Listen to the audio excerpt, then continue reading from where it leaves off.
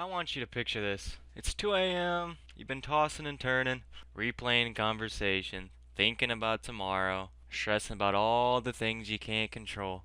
You laid down at what, 9, 10 o'clock? It's 2 a.m. now. You haven't got an inch closer to sleeping. This isn't random. It's most likely stress, and it's ruining your productivity. Stress doesn't just make you tired, it ruins your sleep, then your focus, and after that it'll kill your productivity. And before you know it, you'll be burned out. And once you're burned out, it's almost all but over. From an objective standpoint, sleeping is one of the easiest things in the world. You close your eyes, lay down, and just simply go to bed. But factors such as stress can make this much more difficult and not so simple. When you're stressed, your body releases fight or flight hormones such as cortisol and adrenaline.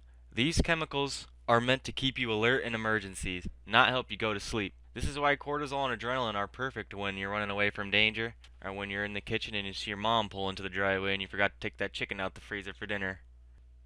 And knowing some of the science behind these hormones is pivotal in knowing how they impact our sleep and some of the steps we can take to counteract it. Hormones such as cortisol and adrenaline actively work to increase our heart rate and our blood pressure. This is typical responses by our body when we are preparing to physically exercise. Things such as running, working out, lifting weights, anything that would fall under that category, our body as a response would increase our heart rate, increase our blood pressure to get us into the physical state, to perform these strenuous tasks. With sleep, you want this exact opposite effect to happen. You want your blood pressure to decrease, you want your heart rate to decrease. Basically, you just want your body to relax and get ready for you to go to sleep. However, when you're stressed, it's very difficult to do this. And because when you're stressed, oftentimes you will experience lighter, less restorative sleep, which will eventually lead to fatigue upon waking up. For instance, have you ever slept maybe, 8 hours one day and you woke up and you were still tired? This could be due to stress. 77% saying that stress impacts their sleep, and only 26% of Americans saying they get the recommended amount of sleep per night. This is a very big problem. And one of the reasons why this is such a big problem is because this is not talked about enough. When you click on the news, you're going to see reports of, politics, the economy, all sorts of things except for some of the things that you need to see, such as sleep deprivation. Sleep deprivation is a silent killer, and eventually, if you are not getting enough, it will catch up to you. Sleep deprivation in adults is actually the leading cause of brain atrophy. And if you don't know what atrophy means, that means shrinkage. Deep sleep deprivation actively causing your brain to shrink. That is why it is a major problem and why I say it is a compound effect. Lack of sleep may not impact you the next day, but over weeks, over months, and over years, it will have disastrous effects on your health. A lack of sleep can lead to and will strengthen your mental health issues. Emotions such as depression and anxiety will undoubtedly get worse if you are not getting enough sleep. This is why it's pivotal that you do not let your stress get out of control. As mentioned earlier, because stress and sleep deprivation impacts the size of your brain, that will also impact your cognitive function.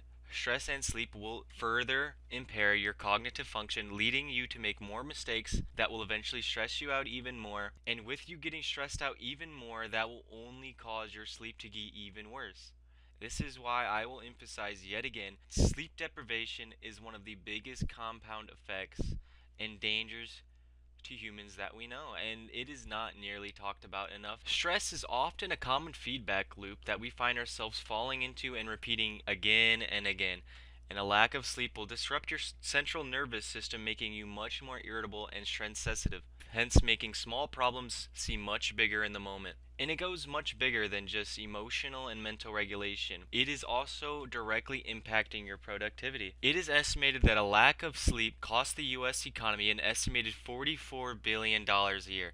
$44 billion a year is taken away from our economy every single year because people are not getting enough sleep. And a lot of the coping mechanisms you see online, whether it's with, the David Goggins or the hustle courts who are telling you to tough it out or drinking as much caffeine as possible, will only further disrupt your sleeping habits, making your sleeping worse and making recovery even harder for you. Things like toughing it out and just saying, I can just get over it, I'll get through it, I don't need sleep.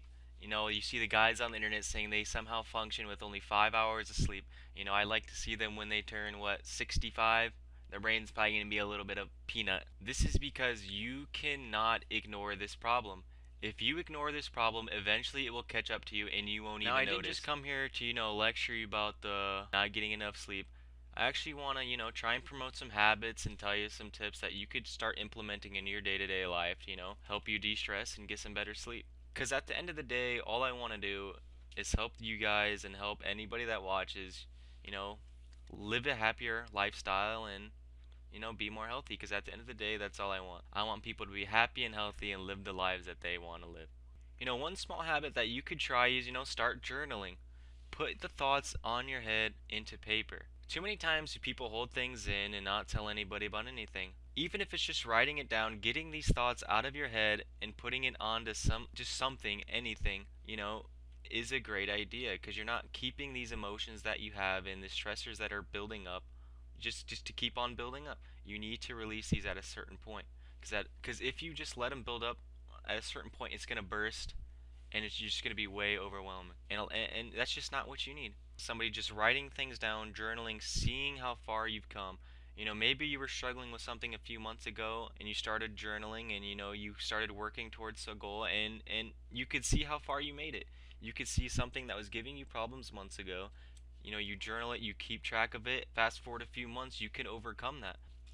Another way is lowering all forms of stimulation at night before you go to bed, not just your screen time. This could mean putting on some calm music, taking some deep breaths, putting on that seaside noise, hearing the ocean hit the sand, put on some background noise of, birds chirping or just anything, stuff that will calm you down and not stimulate you so much.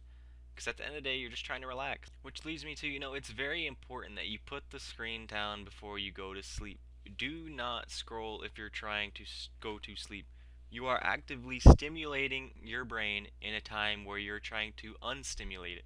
You could scroll and then accidentally find a video that stresses you out, starts to get your blood boiling, and then you're all up, you're all, all angry before you want to go to bed, and that's the last thing you want. So, put the phone down, don't look at it. You can see it in the morning, you know, put the phone down. You don't need to watch TikTok before you go to bed. And another big problem that especially, young people face today is that they are always comparing themselves to others. This is a recipe for disaster. In my opinion, you have to realize every person has their own journey, and no person's journey is the same. So it's very pointless to look at other people's journeys and seeing what they're doing in lives and comparing yourselves with them. Because nobody's life is the same. Nobody came from the same place. Nobody experienced the same life. Everybody has their own story, and it's your job to write yours. Nobody's going to write your story for you. You must write your own. And you're not going to write your story by looking at other people's. You have to take initiative, and you gotta build habits that will make you successful long term.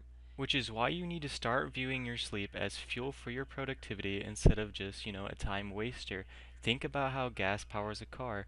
Your sleep will power your productivity, making you get more things done and just becoming a more successful person overall. Find hobbies, find things to do that will bring you fulfillment throughout your day. One of the easiest things that you can do to see progress every single day and boost your confidence is simply just going to the gym. Even speaking from a personal standpoint, my personal fitness journey started about 3 years ago. And since then, I can tell you tremendous changes happened not just in my life, but in my confidence and the way I perceive things around me. I've become so much happier and fulfilled and just motivated since I've, just begun just making small little steps to work on myself that eventually added up to big wins to get me to the place where I am at today, where I can take a risk and feel, the confidence to do things that I want to do in my day-to-day life.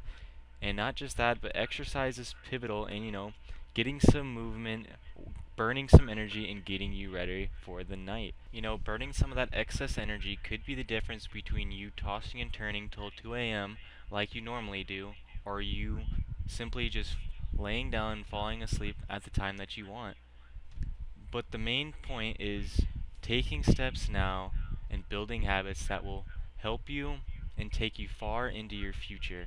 And the best time to start is now, and I believe the first thing that you can do is tackle your sleeping habits and making sure you're getting enough energy throughout your day. I hope you guys enjoyed, and if you did, make sure to like and subscribe, and have a good day.